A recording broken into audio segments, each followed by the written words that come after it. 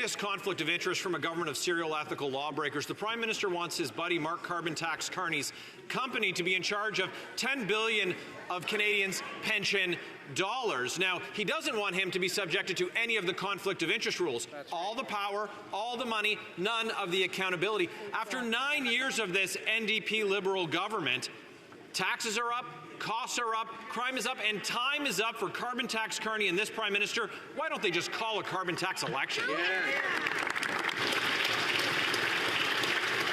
The Honourable Government House Leader. Thank you, Mr. Speaker. Another week, another tired line from the Conservatives.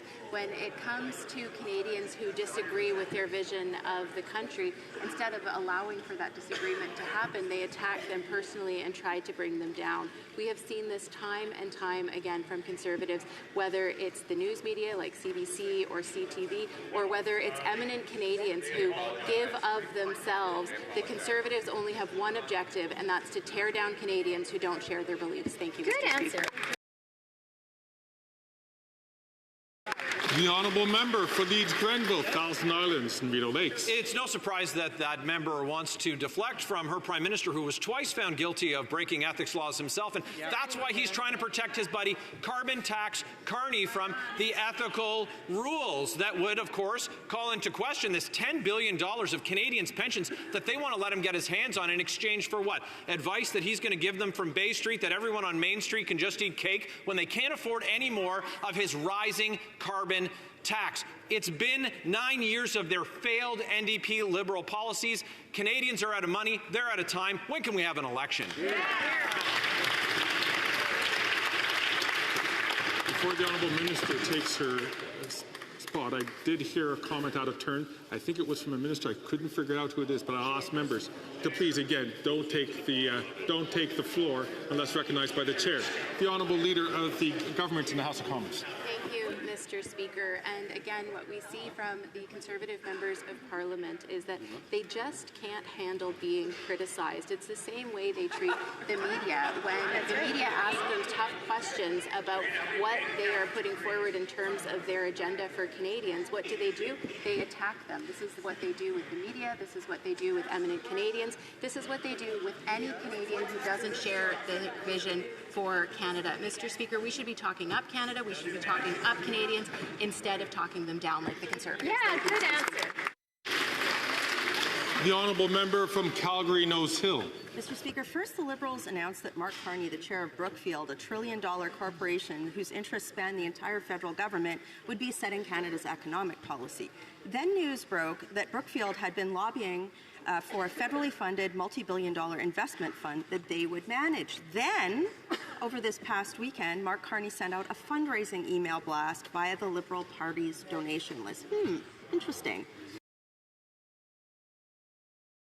Did the Liberals or Brookfield clear any of this with the lobbying commissioner? The Honourable Leader of the Government in the House of Commons.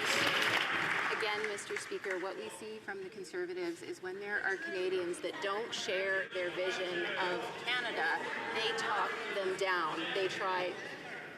Invite the Honourable Minister to start again, but I'm going to ask members, please, again, do not take the floor until they're recognized by the chair.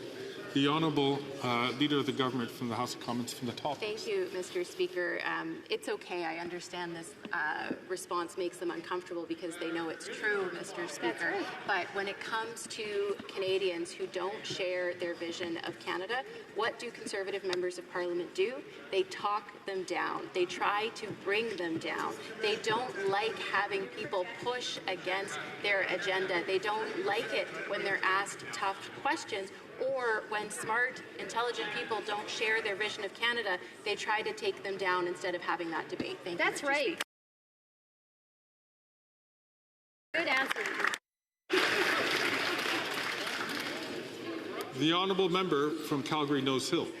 Grifols, a big pharma company, recently gained approval from Canadian Blood Services, which is regulated by the Liberal government, to acquire Canadian Plasma Resources, a critical source of blood products for Canadians.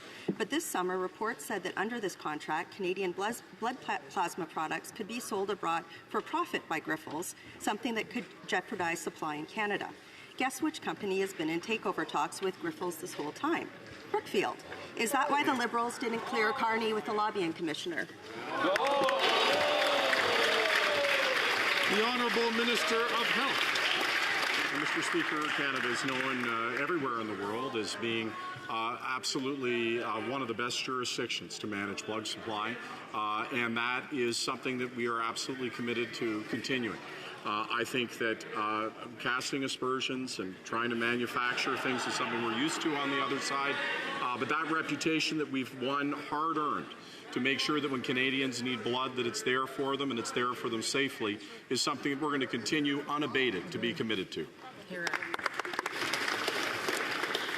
going to ask the honourable member from St. Margaret's South Shore, please, to he's been keeping his voice down, but it's been regular, so I'm just going to ask him to please not do that.